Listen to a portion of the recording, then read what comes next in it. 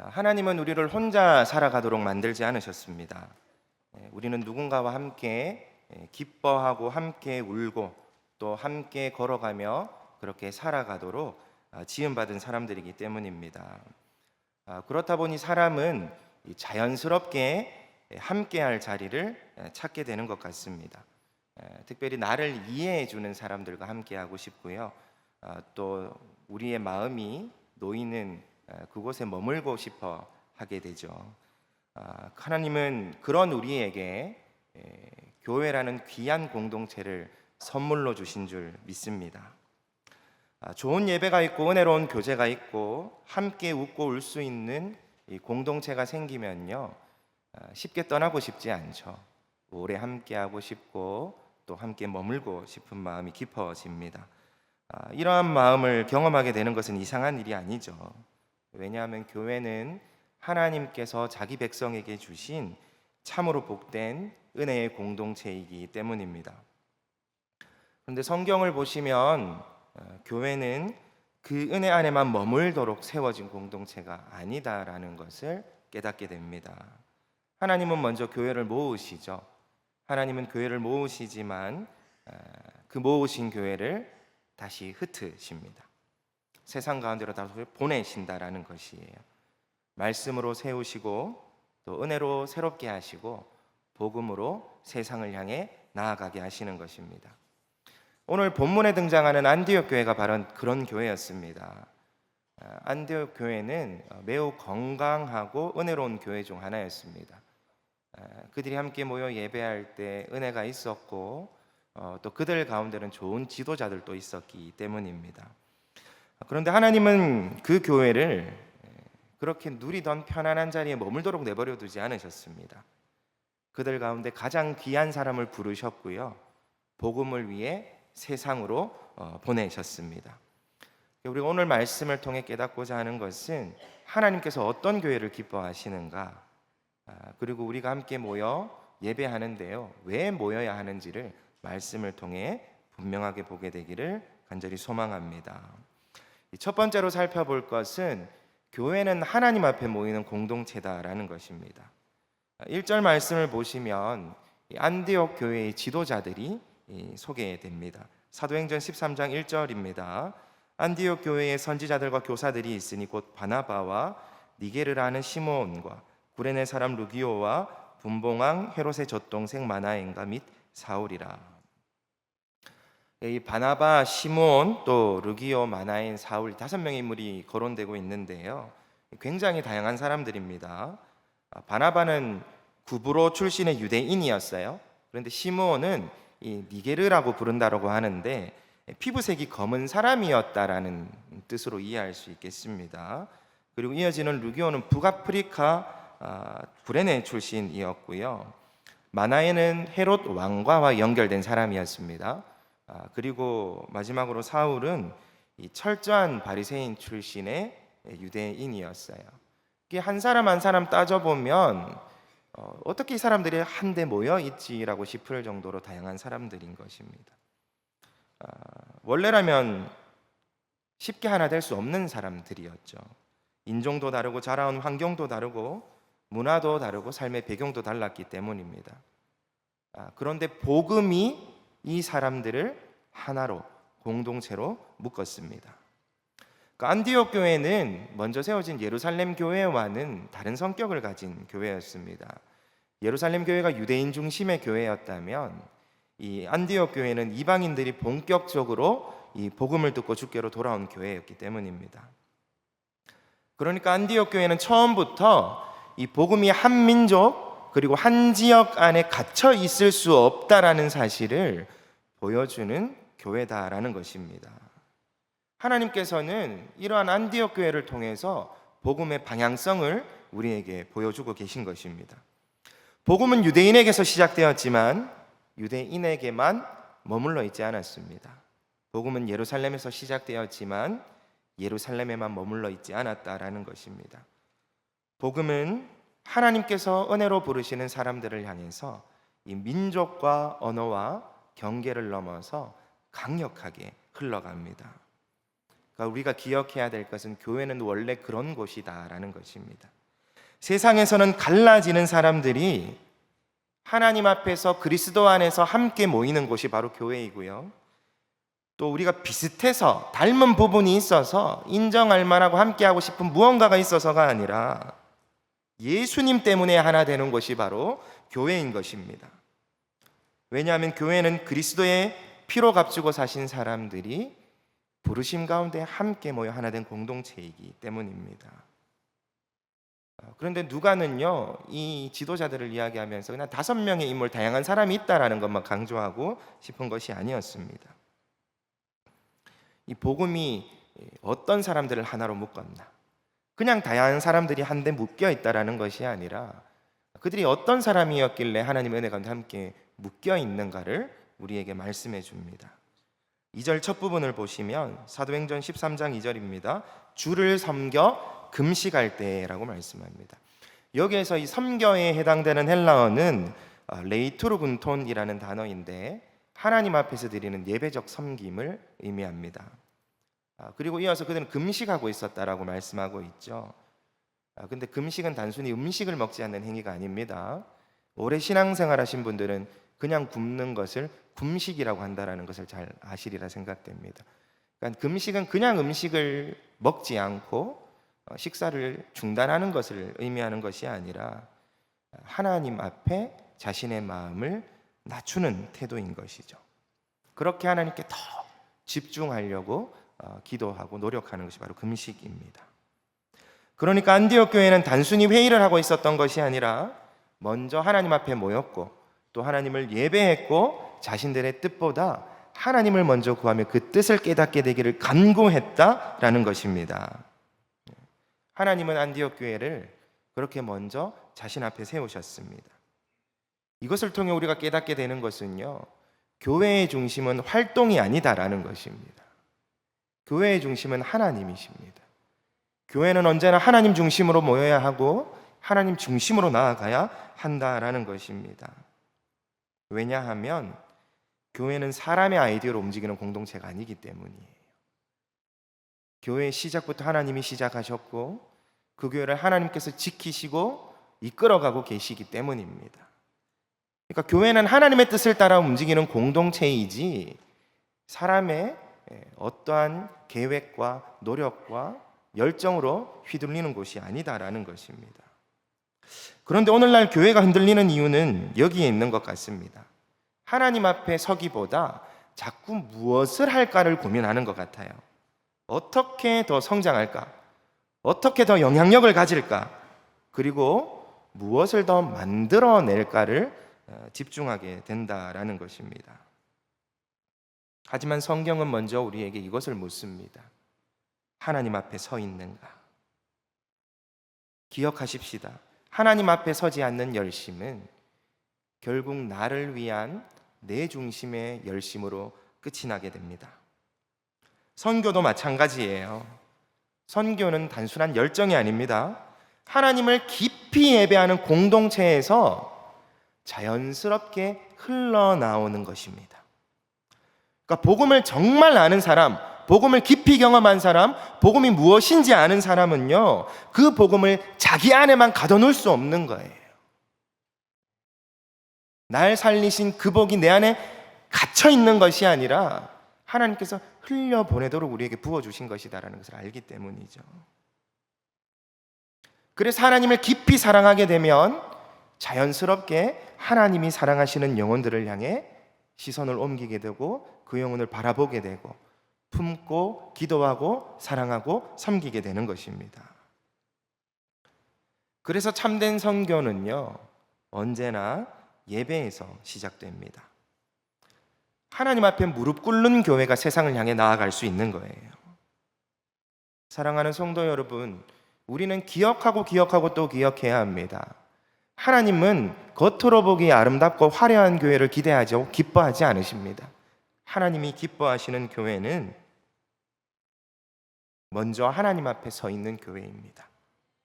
예배를 통해 하나님을 높이는 교회, 기도를 통해 하나님의 뜻을 구하는 교회, 그리고 무엇보다 말씀하시는 주님 앞에 자신을 겸손히 낮추는 그러한 교회를 하나님이 기뻐하신다라는 것입니다. 뿐만 아니라 하나님은 그런 교회를 사용하십니다.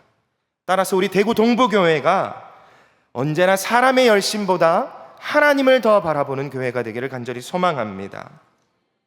그러한 교회를 주님께서 우리를 통해 세워가시기를 기대하며 날마다 하나님 앞에 모이기를, 하나님 중심으로 예배하기를, 주님의 마음을 닮아가기를 간절히 예배하는 저와 모든 성도님들 되시기를 주님의 이름으로 축복합니다. 하나님 앞에 바로 서 있는 교회는요, 한 자리에만 머물 수 없습니다. 왜냐하면 하나님은 그렇게 모인 교회를 세상을 향해 다시 파송하시기 때문입니다. 두 번째로 살펴볼 것은 이것입니다. 교회는 성령의 음성에 순종하는 공동체입니다. 본문 2절 말씀 계속 보시면 이렇게 말씀합니다. 주를 섬겨 금식할 때에 성령이 이르시되. 사도행전을 쭉 읽어보시면요, 반복해서 등장하는 주제가 있는데 그것은 바로 교회는 성령께서 이끄신다라는 것입니다. 사람이 먼저 계획하고 성령님이 따라오시는 것이 아닙니다. 언제나 성령님이 먼저 말씀하시고 교회는 그 말씀에 순종하는 것입니다. 성령께서 안디옥 교회에게 주신 말씀은 너무나도 분명했어요. 사도행전 13장 2절 하반절 말씀을 보시면 내가 불러 시키는 일을 위하여 바나바와 사울을 따로 세우라 하시니라고 말씀하셨습니다. 이 따로 세우라라는 말씀도 중요하죠. 근데 무엇을 위해 따로 세웠는가가 더 중요합니다. 내가 불러 시키는 일을 위하여 따로 세우라고 하셨죠. 이것을 통해 우리는 선교의 주체가 누구인지를 분명하게 보게 됩니다. 한번 보십시오. 이제 곧 1차 선교 여행이 시작될 것입니다. 그런데 이 선교 여행의 최초 계획이 바나바와 바울에게서 나왔습니까? 아니면 안디옥 교회로부터 나왔습니까? 그렇지 않습니다. 그들이 스스로 야망을 품거나 계획을 가지고 떠난 것이 아니다라는 것입니다. 먼저 성령께서 부르셨고 또 성령께서 그들에게 친히 일을 맡겨주셨고, 그리고 그렇게 그들을 보낼 수 있도록 성령께서 교회를 움직이셨습니다. 이것이 바로 사도행전이 우리에게 보여주는 선교의 본 모습인 것입니다. 사도행전의 선교는요, 단순한 그냥 교회를 확장하는 것이 아닙니다. 성도 수를 늘려서 교회를 더 세우는 것, 그것이 목적이 아니다라는 것입니다.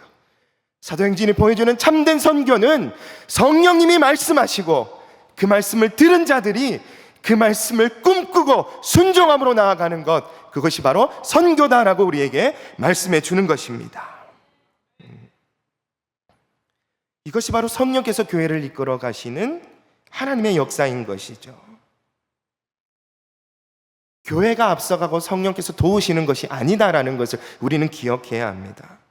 언제나 성령께서 앞서가시고 교회는 순종함으로 그 뒤를 따라가야 됩니다. 사랑하는 성도 여러분, 이 순서가 바뀌면 교회는 위험에 빠지게 돼요. 어떤 위험에 빠지게 되는가? 자기의 일을 마치 하나님의 일인 것처럼 포장하게 됩니다. 우리가 계획을 다 세워놓고 내가 바라는 대로 내가 원하는 것들을 다 곳곳에 세워놓고 하나님 이거 이루어주세요, 이거 하나님의 뜻이잖아요. 그렇게 하나님을 몰아세우며 강구하게 된다는 것입니다. 근데 성경이 보여주는 교회의 본 모습은 그러한 것이 아니에요. 하나님은 우리에게 말씀을 통해 분명하게 보여주십니다. 먼저 하나님 앞에 엎드려야 합니다. 그리고 성령의 뜻을 구해야 하는 것입니다. 말씀하실 때까지 기도하며 기다려야 하는 것이고요, 때를 따라 분명하게 말씀하셨을 때는 뒤도 돌아보지 않고 순종할 수 있는 믿음으로 나아가야 하는 것입니다. 그런데 우리가 여기서 또 한 가지 생각해 볼 것은요, 성령께서 안디옥 교회에게 주신 말씀은 이 결코 가벼운 말씀이 아니었다라는 것입니다. 왜냐하면 이 바나바와 사울은요, 안디옥 교회의 핵심 인물들이었기 때문입니다. 여기에서 이 안디옥 교회의 믿음이 드러나는 것이에요. 특히 바나바는 안디옥 교회에서 굉장히 중요한 인물이었는데요, 이 예루살렘 교회가 안디옥 교회를 돌보기 위해 처음으로 파송했던 인물이었습니다. 그리고 함께 이제 선교행을 시작하게 될 이 사울 또한 앞으로 교회를 이끌 중요한 인물이었죠. 하나님은 굉장히 중요해 보이는 이 사람들 보내라 하십니다. 남은 사람, 교회를 위해 필요한 사람 다 제쳐두고 얘는 보내도 되겠지, 이러한 사람 보내라고 하지 않는 거예요. 우리가 생각할 때는 우리 교회에 반드시 있어야 될 것 같은 사람, 곁에 두고 함께 하고 싶고 이 사람을 통해서 많은 것을 누릴 수 있을 것처럼 간절히 바라는 그런 사람을 지금 보내라고 하시는 것입니다. 근데 우리는 종종 남은 것을 하나님께 드리려고 할 때가 있지 않습니까? 시간이 남으면 헌신할게요. 여유가 생기면 봉사할게요. 그리고 우리가 다 따져보고 생각하면서 손해보지 않는 선에서 순종하려고 하는 것이죠. 제가 디모데 공동체에 있을 때 제 위로 선배들을 보면 여름에 수련회가 참 많았습니다. 자체 수련회, 성경 통독 수련회, 그다음에 여러 부서 섬기는 수련회들 많았거든요. 선배들을 보면서 참 도전이 되었던 것은 그 한 달이라는 시간을 다 쏟아붓는 거예요. 수련회에 쉬고 싶고 또 여러 가지 학기 중에 하지 못했던 일들을 하고 싶은 일들이 있을 건데 그러한 것들을 다 내려놓고 기꺼이 즐거이 순종하고 봉사하는 모습들을 봤는데요, 시대가 지나가니까 이게 바뀌더라고요. 한 대충 5가지 수련회가 있다라고 보면 이거 내가 다 가면 넉다운 되니까 이거는 빼고, 요거는 쉬고, 요거는 그래도 가야지, 이런 식으로 머리로 다 계산하고 이번에는 요거 수련회 가겠다라고 하는 무리들이 공동체 안에 막 일어나더라고요. 그렇게 우리는 남는 것을 하나님께 드리려고 할 때가 있지 않았나요? 그런데 성령의 부르심은 우리로 하여금 우리가 가장 붙들고 싶은 것, 쉽게 놓지 못하는 그것을 주님 손에 올려드리게 합니다. 주님 앞에서 내 계획을 내려놓아야 할 때가 있고요, 때로는 내 안전도 내려놓아야 될 때가 있고요, 심지어는 내가 너무나도 사랑하는 그 소중한 사람들까지도 주님 뜻에 맡겨야 할 때가 있다는 것입니다. 성령께서 부르신 바나바와 사울은 안디옥 교회에 있어서 그런 사람들이었다는 것이에요. 곁에 두고 싶은 사람, 교회에 필요한 사람, 쉽게 떠나보낼 수 없던 사람들이었다는 것입니다. 사랑하는 성도 여러분, 만약 지금 저 뒤에 우리 당회장 목사님 계신데 당장 다음 주에 장기 선교사로 보내야 된다고 하나님이 우리에게 말씀하신다라면 기쁨으로 감사함으로 파송하실 수 있겠습니까? 쉬운 일 아니죠, 그죠? 우리 목사님을 통해 하나님이 우리에게 베풀어 주시는 은혜가 크기 때문에, 또 이 목사님의 존재가 우리 교회에서 크기 때문에 우리가 이 일을 결정하는 것은 쉽지 않은 일이다 생각되어집니다. 그런데 안디옥 교회는요, 그렇게 성령께서 부르실 때 그 사람들을 붙잡지 않았어요. 주님의 사람으로 내어드렸습니다. 그들이 그렇게 할 수 있었던 이유는요, 교회의 주인은 교회 자신이 아니라 주님이시라는 것을 너무나도 잘 알았기 때문이에요. 사람도 주님의 사람이고 사역도 주님의 사역이고 열매도 주님의 열매입니다. 그러니까 선교는 기억하십시오. 주님께서 맡기신 것을 주님이 원하시는 자리에 기꺼이 보내는 것입니다. 그렇게 흘려보내는 순종이 바로 선교다라는 것입니다. 교회가 자기 안에만 머물기 시작하면요, 복음의 방향도 안쪽으로 들어오게 됩니다. 근데 성령님은 우리에게 그렇게 말씀하시지 않으세요. 하나님 앞에 먼저 모이게 하시지만 언제나 복음을 들고 세상을 향해 나아가게 하신다라는 것입니다. 그러니까 우리가 말씀을 통해 깨닫는 건강한 교회의 모습은요, 모이는 기쁨만 있는 교회가 아닌 것이죠. 모이는 기쁨도 있지만 그와 더불어 주님을 위해 기꺼이 보내는 순종도 아는 교회인 것입니다. 사랑하는 성도 여러분, 주님이 우리에게 복음을 주신 것은 그것을 우리 안에 붙들어 두기 위해 주신 것이 아닙니다. 흘려보내기 위해 받았다라는 것을 기억하시기를 바랍니다. 그렇게 우리 대구 동부교회가 성령보다 앞서가지 않고 성령님께서 말씀하실 때 기쁨으로 자신을 내어드리는 복된 믿음의 공동체가 되기를 주님의 이름으로 축복합니다. 성령의 말씀에 순종한 교회는 결국 실제로 복음을 위해 기꺼이 흩어지는 교회가 됩니다. 마지막으로 살펴볼 세 번째는요, 교회는 복음을 위해 흩어지는 공동체다라는 것입니다. 본문 3절 말씀을 보시면 안디옥 교회는 이렇게 반응합니다. 이에 금식하며 기도하고 두 사람에게 안수하여 보내니라. 아멘. 여기에서 이 보내니라에 해당하는 헬라어는 아펠리산이라는 단어인데요, 그냥 바나바와 사울이 자신들이 가려고 할 때 허락해 줬다라는 의미가 아닙니다. 실제로 파송했다라는 뜻을 가지고 있어요. 쉽게 말하면 말로만 동의한 것이 아니라 실제로 복음을 위해 그들을 파송했다라, 떠나보냈다라는 것입니다. 그런데 안디옥 교회는요, 이걸로 끝나지 않았습니다. 그냥 떠나보내지 않았다라는 거예요. 그들은 금식하고 기도하며 안수했습니다. 이것은 단순한 작별 인사가 아니에요. 이것을 통해 우리가 깨달아야 하는 것은 교회 전체가 이 파송에 참여했다라는 것입니다. 안수는요, 이제는 선교는 니들의 일이니까 니들이 알아서 잘해라라는 것이 아닙니다. 그렇게 선을 긋는 행위가 아니라 오히려 우리가 하나님의 일에 함께 동참한다라는 의미입니다. 그러한 고백과도 같은 것이에요. 가는 사람은 발로 가지만 보내는 교회는 기도로 그곳을 함께 가는 것이죠. 그리고 가는 사람은 현장에 서 있지만 보내는 사람은 기도와 후원과 사랑으로 서 있는 것입니다. 그래서 선교는 혼자 하는 일이 아닙니다. 하나님께서는 가는 사람만 부르시는 것이 아니라 보내는 교회 또한 함께 세우시기 때문입니다. 어떤 사람은 직접 가게 되지만 어떤 사람은 기도로, 또 어떤 사람은 물질로 가게 된다라는 것을 기억합시다. 근데 중요한 것은 무엇이죠? 모두가 빠짐없이 이 선교의 복음을 위해 동참하고 있다라는 사실이죠. 그렇기 때문에 안디옥 교회의 파송은 그냥 단순한 파송, 작별, 이별이 아닌 것입니다. 복음을 위해 주님의 사람을 주님 손에 올려드리는 순종의 모습인 것입니다. 물론 이것은 아름다운 일이지만 결코 쉬운 일이 아니다라는 것 앞서 말씀드렸죠. 왜냐하면 우리가 붙들고 싶은 것을 주님께 맡기는 일이기 때문입니다. 함께 있으면 좋고 곁에 있으면 든든하고 또 붙들고 싶고 머물게 하고 싶지만 교회는 사람을 붙들어 두기 위해 존재하는 공동체가 아님을 기억합시다. 하나님께서 맡기신 사람들을 세우는 공동체, 그리고 하나님께서 부르시는 자리로 그 사람을 기꺼이 보내는 공동체가 바로 교회라는 사실을 기억합시다.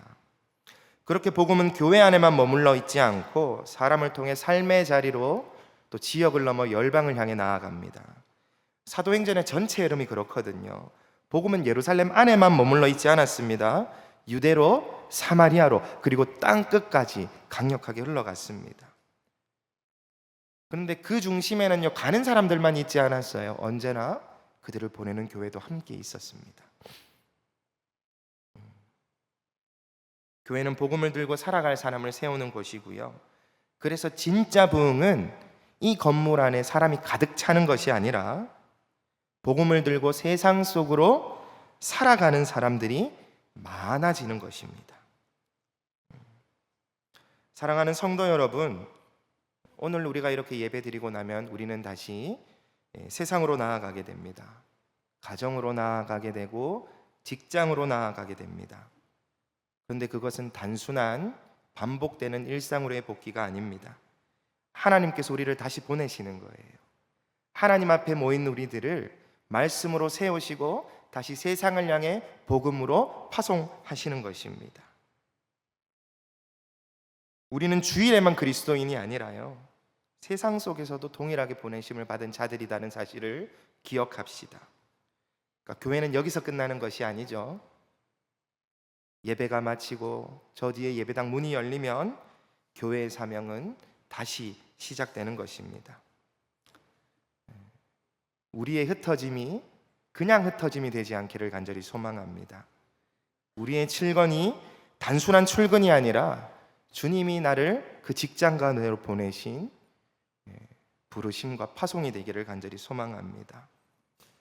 뿐만 아니라 우리의 가정생활이 단순한 일상의 반복이 아니라 복음을 실제적으로 살아내는 능력 있는 자리가 되기를 간절히 소망합니다. 우리의 말과 선택과 행동과 관계 속에서 나는 주님께 보냄을 받은 사람입니다 라는 이 믿음의 확실한 고백이 드러나게 되기를 간절히 소망합니다. 그렇게 우리 대구동부교회가 모이는 기쁨뿐만 아니라 복음을 위해 기꺼이 흩어지는, 주님을 기쁘시게 하는 교회다운 복된 믿음의 공동체로 세워지기를 주님의 이름으로 축복합니다. 말씀을 정리하겠습니다. 하나님께서 안디옥 교회를 사용하신 것은 안디옥 교회만의 특별함이 있었기 때문은 아닙니다. 하나님은 그 가운데 다양한 사람들을 복음으로 모으셨고요, 또 예배하는 교회로 세우셨고, 또 하나님 앞에서 예배하는 그들을 성령으로 이끄셨으며 말씀 앞에 순종하게 하셔서 복음을 들고 열방으로 나아가게 하셨습니다. 교회는 모이는 공동체가 맞습니다. 그러나 그것이 교회의 끝은 아닙니다. 교회는 모이는 이유가 분명하다라는 것이에요. 오늘 설교 제목과 같이 흩어지기 위해 모인 공동체가 바로 교회입니다. 따라서 교회는 문을 닫고 세상과 단절하기 위해 모이는 곳이 아니고, 반대로 세상과 똑같아지기 위해 흩어지는 것도 아니죠. 하나님 앞에 모여 복음으로 새롭게 되고 다시 세상 속으로 흩어져서 그 복음을 살아내는 공동체가 바로 교회입니다. 오늘 우리가 드리는 이 예배가 하나님께서 우리를 다시 모으시는 은혜의 시간이 될 뿐만 아니라 동시에 우리를 세상 가운데로 다시 보내시는 부르심의 시간이 되기를 주님의 이름으로 축복합니다. 오늘도 하나님은 예배하는 교회를 통해 일하시고, 순종하는 교회를 통해 복음을 확장하시고, 흩어지는 교회를 통해 세상을 변화시키십니다. 우리 모두가 하나님께서 보내시는 그 자리에서 복음을 붙들고 살아가는 삶이 되기를 간절히 바라고, 또 우리 대구동부교회가 그렇게 하나님 앞에 깊이 모이고 복음을 위해 기꺼이 흩어지는 교회로 주님께 귀하게 쓰임받게 되기를 다시 한번 주님의 이름으로 축복합니다.